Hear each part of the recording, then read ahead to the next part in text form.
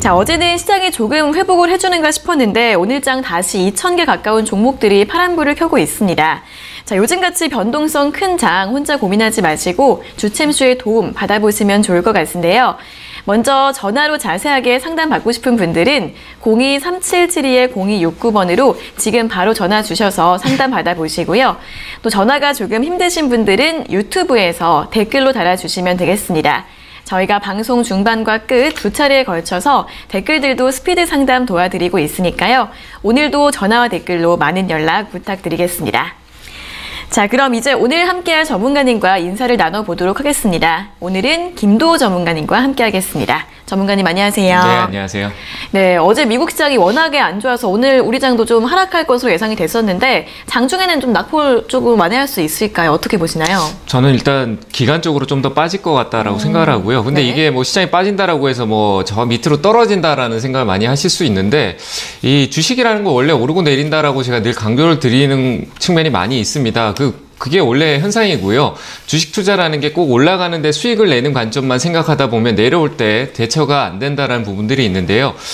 지금 시장의 분위기는 제가 앞서 얘기 드린 대로 10월 26일, 23일, 26일 이후에 시장의 방향성이 나올 거다라고 얘기 드렸는데 아래쪽으로 나왔습니다. 그러면 제가 그때 얘기했던데 아래쪽에 준비하고 위쪽으로 갈 때는 어떤 대응을 해야 되냐라고 얘기 드렸었는데 내려오면은 단기적으로는 지금 제가 그전에도 얘기 드렸지만 테마 순환매 형태로 개별 종목 장세가 만들어지고 있습니다. 그런 종목들의 트레이딩이 가능한 여력에 단기 짧은 전업 투자자분들은 짧은 시세에 대응을 할 수 있는 시장이고요. 왜? 더 쉽습니다. 왜냐하면은 올라가는 종목들이 제한적이기 때문에 거기에서 보이는 돈의 흐름이 뚜렷하기 때문에 그런 종목들의 트레이딩이 가능한 거고요. 그 외적으로 중기, 장기적으로 이렇게 조금 흐름을 크게 가져가시는 분들은 아래에서 기다리면 됩니다. 섣부르게 지금 떨어졌다라고 단가, 내 계좌의 수익률만 보고 답답해서 조금 더 낮추겠다는 의미에서 돈을 더 투입하는 좀 이릅니다. 그래서 저는 시간적인 요소가 필요하다라고 생각을 하고요.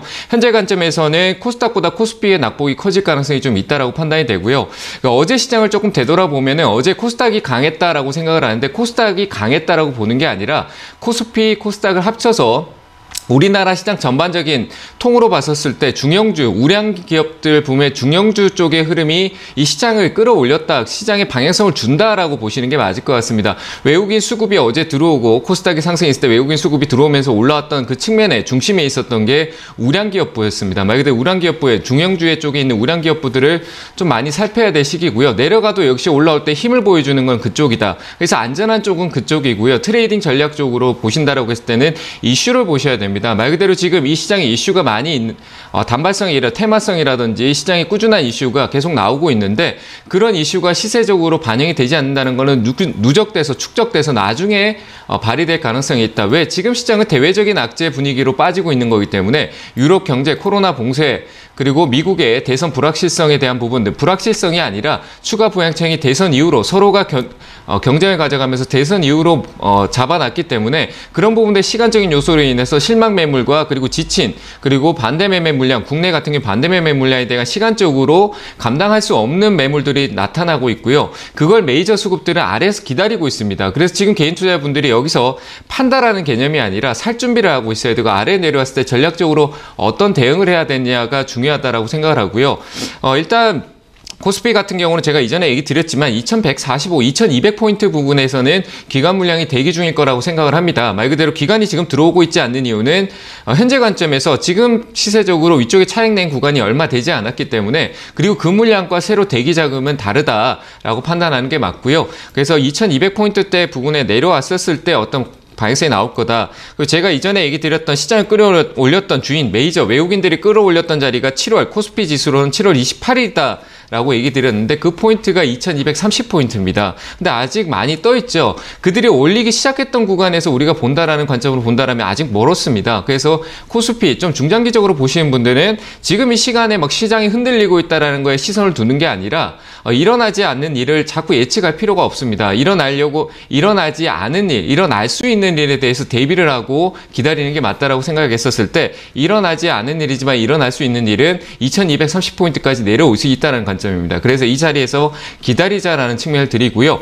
지금 트레이딩 전략으로 테마성 이슈가 쌓이고 있는 말 그대로 오늘 블록체인 관련돼서 미국 투표 쪽에서 얘기가 나오듯이 상한가를 가는 이런 종목들이 있는데 그 외적 관련주 종목들은 움직이지 않았습니다. 그런 종목들을 살피고요. 블록체인이 이슈가 되고 향후에 그런 시장이 조금 캐파가 커진다라고 하면 보안주 쪽의 흐름은 계속 이어질 수 있다. 그럼 이런 시장 기회가 될 수가 있겠죠. 그런 흐름으로 시장의 시나리오를 그리면서 아래쪽에서 매수 타점을 기다리는 게 맞다라고 생각을 하고요. 시간적으로는 이번 주 넘어서 다음 주 이 기간적으로 빠졌을 때 관점으로 봤을 때 다음 주 화요일 정도 됩니다. 그때까지 유럽 시장의 위기에 대한 부분들의 시장이 출렁이는 느낌이 있으면서 우리나라 시장은 제한적이겠지만 그 흐름을 맞춰서 시장의 공포 매물 그리고 우리가 우려하는 반대 매매가 이전에 나오지 않았습니다. 이틀 전에 우리가 저점을 좀 많이 빠졌을 때 그 반대 매매 물량이 크지 않았다라는 게 추가적인 하락을 보여줄 수 있는 관점이 되는 거고요. 그래서 추가적인 하락으로 반대 매매가 뭐 개인 투자자분들한테는 안타깝겠지만 나와야 시장이 순환적으로 메이저들이 시장을 잡고 끌어올려야 우리 개인들도 수익이 날 수 있는 겁니다. 그래서 본인의 투자 전략이 중요한 타이밍이니까요. 그런 전략들을 좀 잘 세워서 기다릴 줄 아는 투자를 좀 하셨으면 좋겠습니다. 네, 최근 시장이 하락하다 보니까 추가 매수 고민하시는 분들이 많은데 아직은 이르다, 조금 더 시간이 필요할 것 같다라는 조언을 해주셨고요. 코스피가 2200포인트쯤에서 방향성이 나올 것 같다라는 전망이니까 조급하게 생각하지 마시고 좀 기다려 보시고요. 이슈 있는 종목들 단기 트레이딩 전략으로 접근해 보시면 좋을 것 같습니다. 종목들 대응 전략 세우실 때 참고해 보시면 좋을 것 같습니다.